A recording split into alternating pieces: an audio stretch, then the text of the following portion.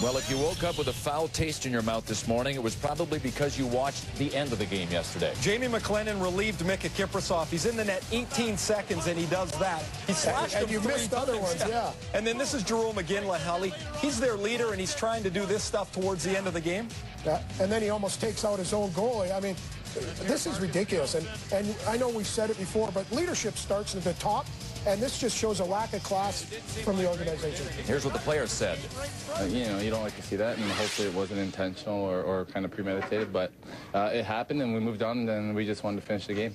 He's been on the bench and watching, and I think he's frustrated, and he went out there. I doubt he wanted to do that, but you know what? He's got the passion, and, he probably didn't want to slash him, but I think he was just fired up and, to get in there, and then, we really want to give Kimmer a little break. It's not even about sending a message. I think it's more, in ours, we're just keeping our energy up going into tomorrow.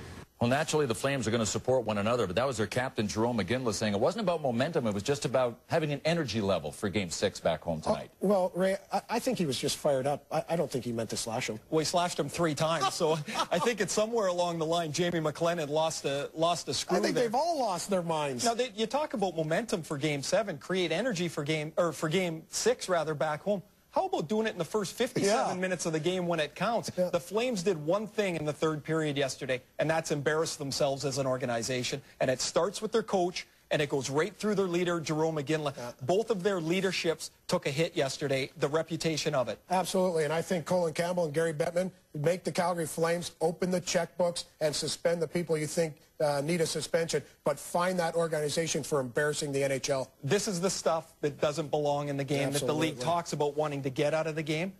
This is not part of the series. That's not hockey. And it doesn't intimidate anybody. It was sad. It really was. Do you think Detroit's going to be intimidated tonight? No, absolutely not. What I look to is perhaps a little bit of humility in defeat. I've always looked to teams to be humble in defeat, but if you at least can't deliver in the humility department, how about showing some class? The Calgary Flames failed in both departments yesterday from the Joe Louis Arena.